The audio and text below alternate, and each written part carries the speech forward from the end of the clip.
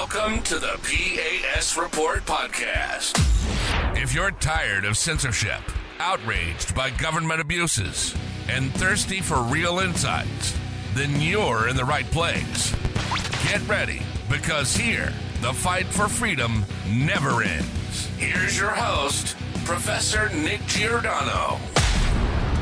And welcome to the P.A.S. Report podcast. This is your host, Nick Giordano. I'm glad you could join me today. Make sure that you follow and subscribe to the podcast so you never miss an episode. Also visit the P.A.S. Report website, pasreport.com, and share this episode. Share it with your family and friends. I have two great guests coming on. I have Dr. Cornel West and Dr. Robert George, both professors at Princeton University, and they just have a fascinating new book that I think everyone needs to check out, regardless of political ideology. Truth Matters, a dialogue on fruitful disagreement in the age of division. You want to talk about a timely book, this is it. Welcome to both of you guys. I'm glad you could join me. How are you today?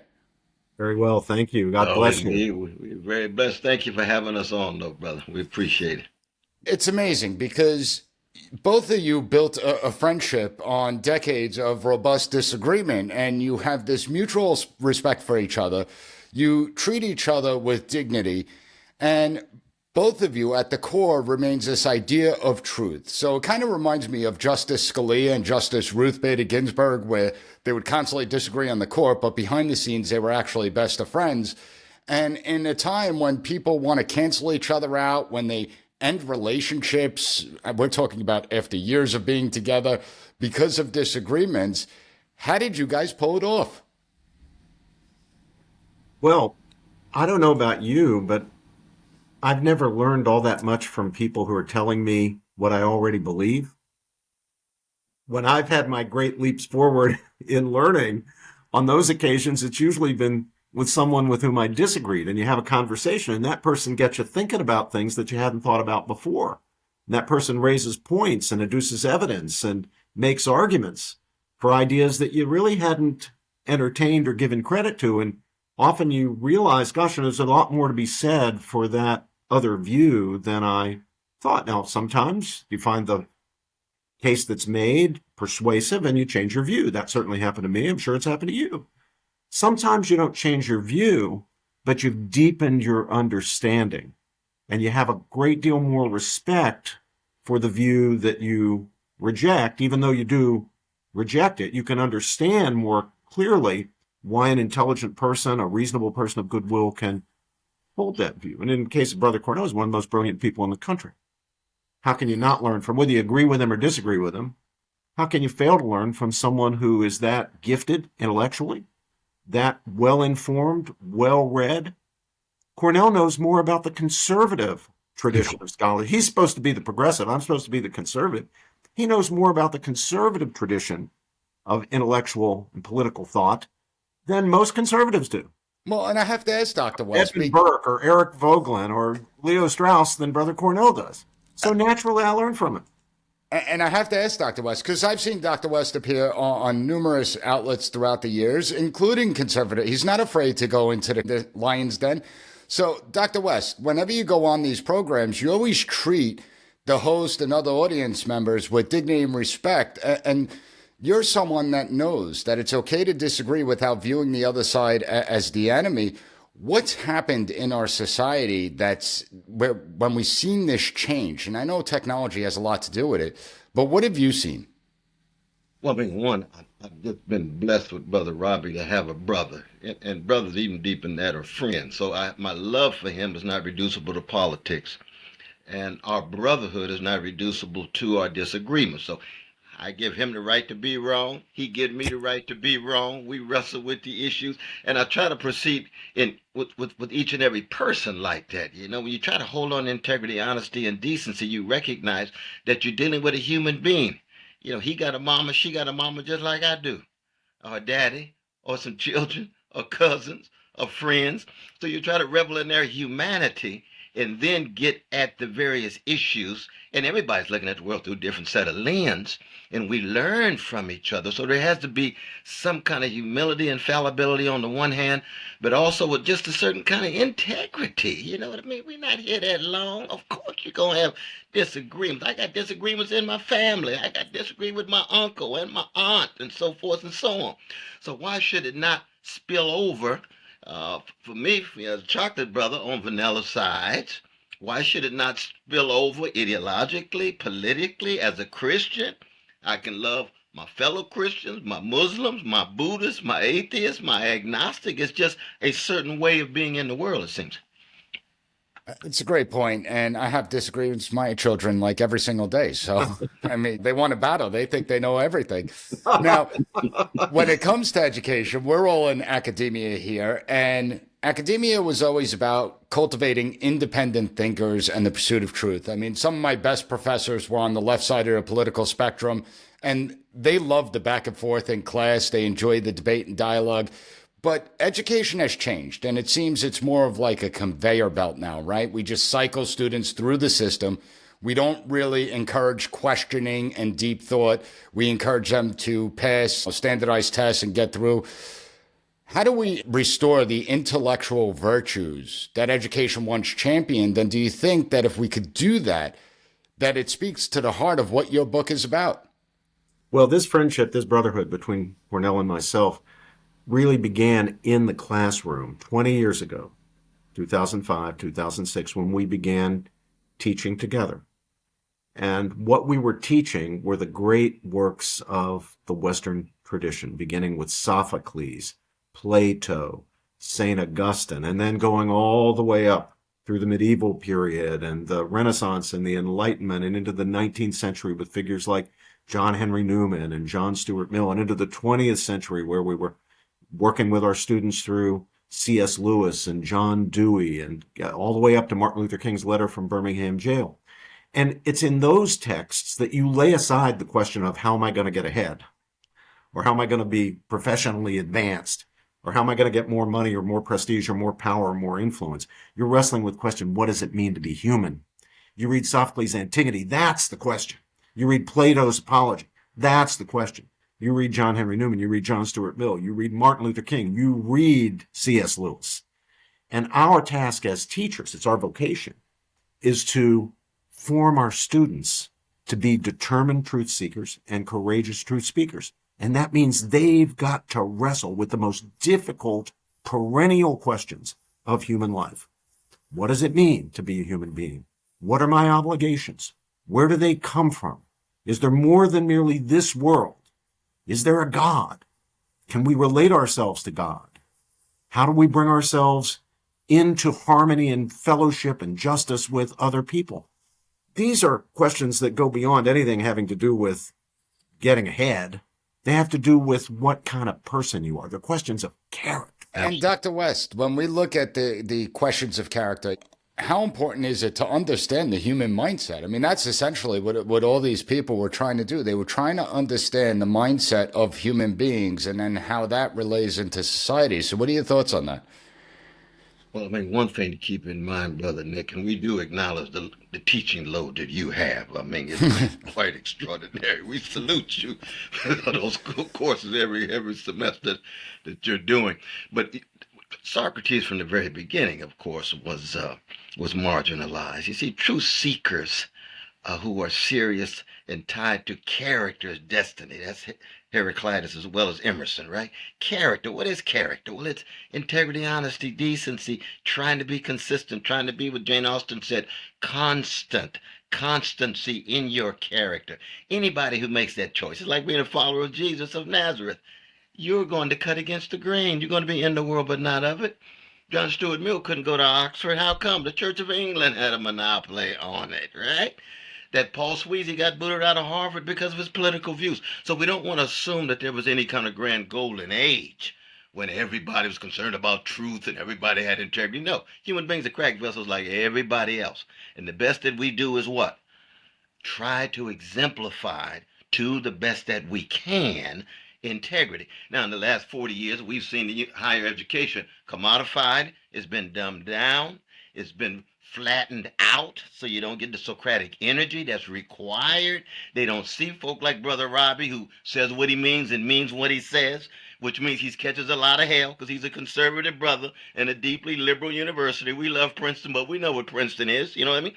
And so he's been willing to be consistent in that regard. People need to see integrity. And same would be true with centrists or leftists or whatever it is.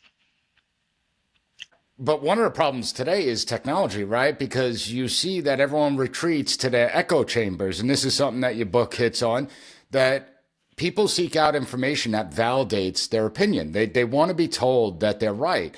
And in this day and age, when you're only seeking out information that validates your opinion, well, when someone comes along and disagrees with you, that's when we see the attacks starting. So how do we begin to develop the habits and tools that are necessary to handle this technological generation that is rapidly changing? I mean, listen, in the last 4 years alone, just with the revolutionary technology like AI, I found it much more difficult in the classroom, getting students to think, the amount of papers that I have to go through, and you could immediately tell that. I tell my students, when I get a flawless paper with not a single grammatical error, I know it's AI. So how do we handle this?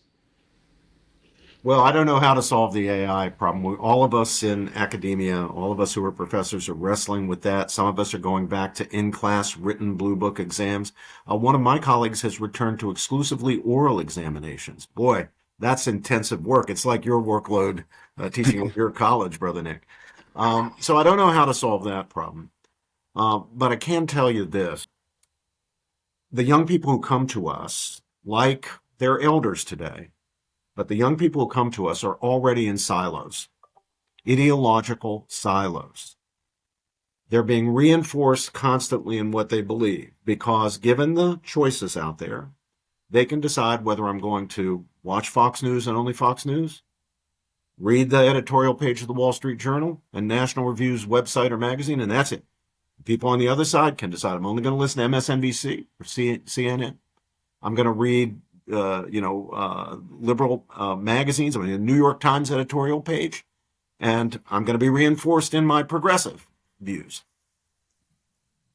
What keeps me out of that silo, in no small measure, is my relationship with Brother Cornel. You know, we've got many opportunities to hear from each other views that we wouldn't hear if we were just living in the silo. And we can be challenged, and we can move ahead. And we can think instead of simply becoming ideological automatons. But you need that. You need that challenge. You got to make space for that in your life. And too few people from the very youngest ages have any space for that in their lives. And that's why you get to a situation like we have in college today, where if a student is challenged with a view that he or she doesn't like, they interpret the presentation of that view, whether it's by a professor or a fellow student, as a personal attack. As a personal attack. 100%. And so they go looking for what? A safe space. First thing, in our classes, the first thing Brother Cornel tells our students is, if you're looking for a safe space, you come to the wrong classroom. You're in a class with Cornel West and Robbie George. That's not going to be a safe space. That's going to be, I love this concept of Cornel's, that's going to be a Socratic space. A Socratic space, we're going to treat each other with respect. We're going to do business in the proper currency of intellectual discourse. That's currency consisting of reasons, evidence, and arguments. We're not going to shout at each other, but we're going to engage each other, and we're going to disagree, and we're going to have the freedom to disagree. And no one should take disagreement as a personal attack. We're going to distance ourselves enough from our own convictions to allow them to be laid on the table and critically, rationally scrutinized, examined. We're trying to lead our students to lead the examined life. That's why Cornel calls it a Socratic space. Well, I tell my students that it's my job to offend each and every one of them at least once a semester. And if I'm not doing that, I'm not doing my job. But Dr. West, I have to ask you, when you look at the classroom today, one of the things that I see personally is that young people are actually open-minded. I mean, I've been in the classroom for 19 years now, and I've never had any type of discussion get out of hand that the students constantly treat each other with dignity and respect. people don't sit there calling each other names. Do you think we underestimate the capability of the student body to actually engage in these discussions? Because I find my students to be more open-minded than most adults I deal with on a regular basis. I think you're right in so many ways, and Brother Robbie and I discovered that as well. That we teach John Henry Newman, or even we talk about a Matthew Arnold or talk about an Edmund Burke, and they might not have heard of them. When they read them, they say, oh my God, what intellectual power. I disagree with this. I agree with that. Absolutely. But then we also tell our students that no matter how dumbed down the situation is, no matter how flattened it out, you have to take responsibility yourself. You can read National Review and The Nation the same afternoon without becoming schizophrenic.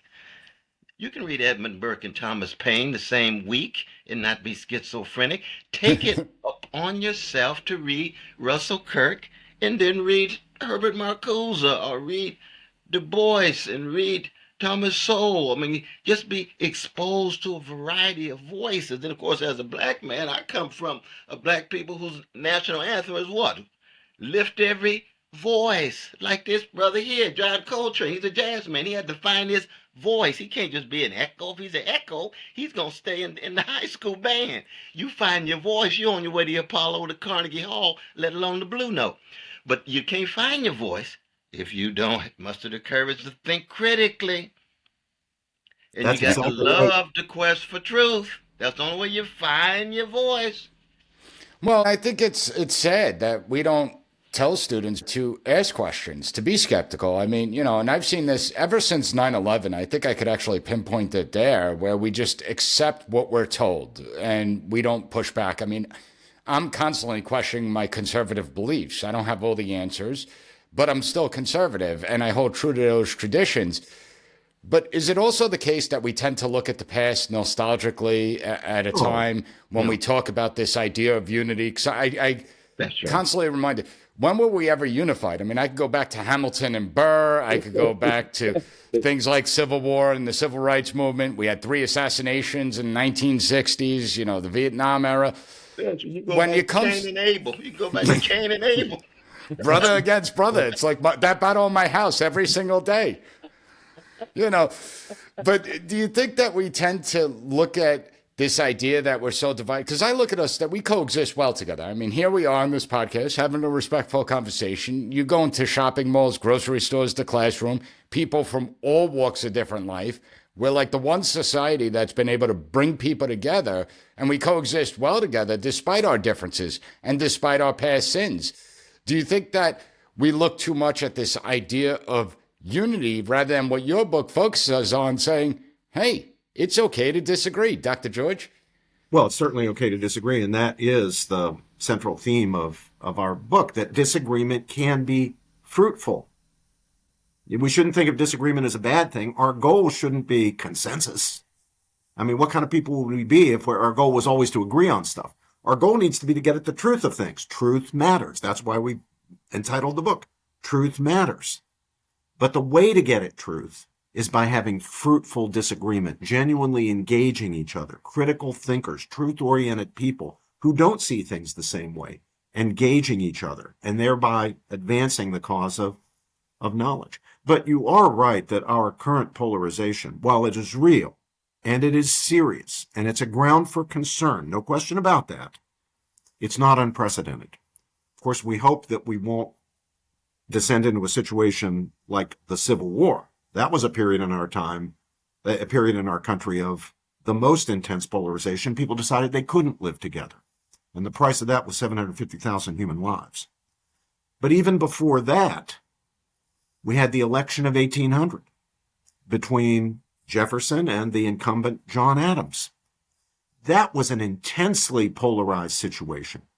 And a lot of people didn't know whether American democracy would survive that election. They really had a question in their minds. Would the Federalist Party, which controlled the White House at that point, be willing peacefully to turn over power to the Democratic Republicans, the Jeffersonians, if Adams was defeated and Jefferson won? Open question. Fortunately, thank God, the answer in the end was yes. Adams turned over the presidency to Jefferson and American Republican democracy survived. But it wasn't a foregone conclusion, and it was a period of the most intense polarization. The only Well, time and I think that that mourning with the against polarization Constitutional was civil war. Convention, too, a lot of people don't realize. They think that everyone just came to this convention and there was just universal agreement. And Oh, our school systems have failed to teach that no, actually, it was intense, the Constitutional Convention. There were questions on whether or not we'd be able to have a government, a functioning government. And, things like slavery were actually heavily debated at the Constitutional Convention. Governor Morris gave a speech about the sins of slavery, and it was a heated debate, constant. So I think you're right. Dr. Cornel West, what are your thoughts on this? Well, one of the most important things is how do you create zones of rational dialogue and persuasion as opposed to just what the Greeks call bia, just force, just coercion, just fraud, just crushing folk. We really are a very wretched species, oh, Brother Nick. We have to acknowledge that the history of our species, the history of so much greed and hatred and contempt and envy and resentment. And the question is, how do you create these moments of interruption? And that's precisely what Brother Robbie and I are talking about, because truth is bigger than all of us. Melville says it's a ragged edge. It cuts a lot of different ways. It comes at us. It comes at others. There's no way that we can live a life and not be unsettled and be wrong about things and recognize that we're wrong and have a gratitude that we're still around, alive enough to be right or wrong. And so when you come in with that kind of certain kind of Socratic humility, and I just as a Christian, I would say you're trying to love your crooked neighbor with your crooked heart, as W.H. Auden put it, then that makes it more possible for disagreement to be fructifying, which to produce fruit rather than to produce the kind of ugly division that we see today. And you just brought up the Christian faith. You look at the Our Father, forgive us our trespasses as we forgive others. And we tend to forget that second part, right? Forgiving others. That's a critical part of that. And that's why I think conversations like this are so important. But what we can look at is throughout human history, nations rise, nations fall, wars begin, wars end. The one constant has been human behavior, has it not? Human beings really, despite all the technological advances we have, has human behavior really changed all that much, Dr. George? It has not, and that's because human nature doesn't change. The human circumstances change in all sorts of ways, but human nature doesn't change. And one of the great things about this democratic republic, this grand experiment in ordered liberty that was bequeathed to us by the founding fathers, they had their faults, but they were great geniuses, great political geniuses. And what has made this experiment hold up against all odds for now, we're approaching 250 years, next year will be 250 years, has been that we put into place constitutional structures that take seriously the flaws in human nature. So we have a separation of powers. We have power checking power. We have accountability. We have nobody getting the final word about anything. There's always a systematic check on the exercise of power. We don't believe in unlimited power because there's nobody we would, including ourselves, that we would trust with unlimited power. And it's our obligation and responsibility to make sure that this experiment continues to succeed. Because there's never, with a regime like ours, a once and for all moment. It's never done. Democracy, as we now say, our founding fathers preferred the term Republican government. Republicanism is something that's always in jeopardy. It's only one generation away from being extinguished. And so each generation has to transmit to the next generation the virtues and values and understandings, the formation that will enable them to continue the experiment, handing it on then to their progeny. And Dr. West, piggybacking off what Dr. George said, how do we do that? Because I feel like our education system has failed in that respect, where it's not instilling these types of virtues among the student body that they're going to grow up to be part of the civic life that maybe we were raised with. No, it's true. You go back, people like Fisher Ames and John Adams, they said American democracy will never last because power corrupts, and Dr. Lord Acton, Catholic brother, says absolute power corrupts absolutely. Now, John Adams was wrong. Fisher Ames were wrong. But they understood, like Plato, that if you don't come to terms with unruly passion and ubiquitous ignorance and massive stupidity, and I make a distinction between ignorance and stupidity. Ignorance is you have no access to the truth. Stupidity is you have no interest. You don't want the truth. You have no interest in the truth. And once you lose that, then it's very, very difficult to sustain any civic virtue. But I wouldn't look primarily to the schools, oh brother Nick. I would look to families. I would look Family, to faith, churches. community. I would look to civic association. I would look to sports. I would look to musicians. I would look to all of those institutions between family and the nation state. Because schools are very important. Don't get me wrong. John Dewey had a point, and he's right. But we can't rely on the schools solely. No. If you got civic cowardliness that becomes the norm, the best schools in the world can't deal with that. No, definitely not. And I think, as your book points out, that there's a deeper purpose in seeking out the truth. So what do you both believe is at stake if we lose the pursuit of the truth? Truth does not depend upon human acceptance to give it its binding force of validity. And so what's at stake if we don't begin to restore that inquisitiveness in the human spirit? I can tell you what's in store for us if we fail.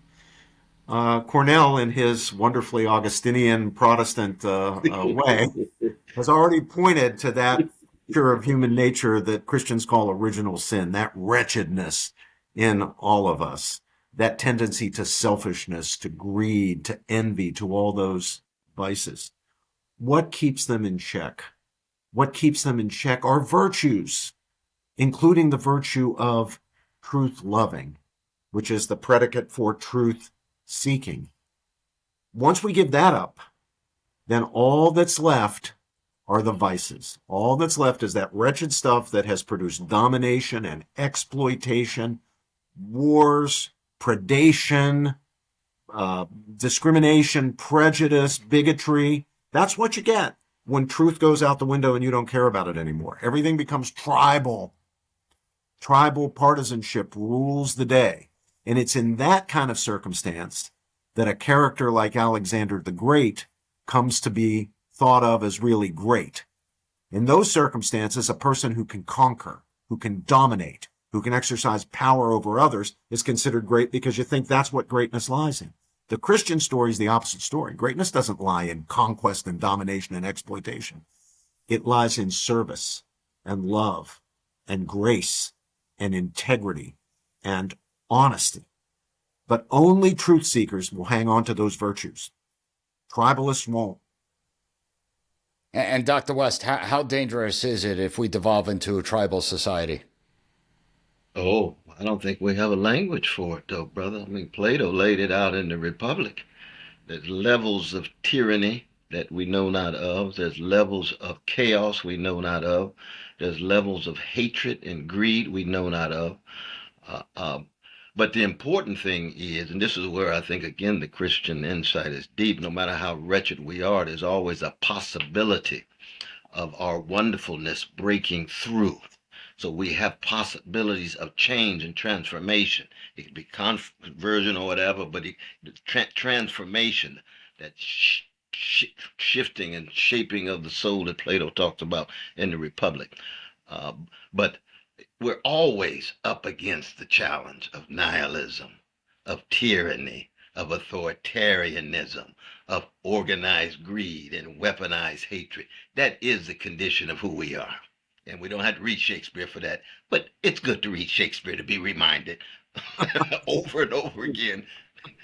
What do you think, King Lear? I can explain how wretched. What do you think, Prince Hamlet? Oh, I can explain. There's a whole lot there.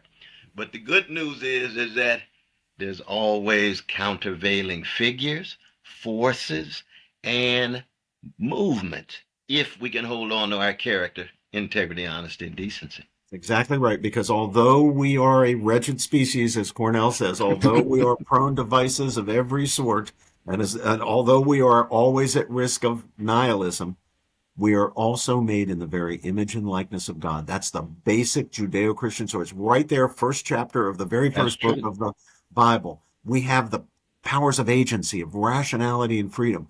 With God's grace, we can rise above those base instincts But the question is, are we going to do it? Are we going to muster the will?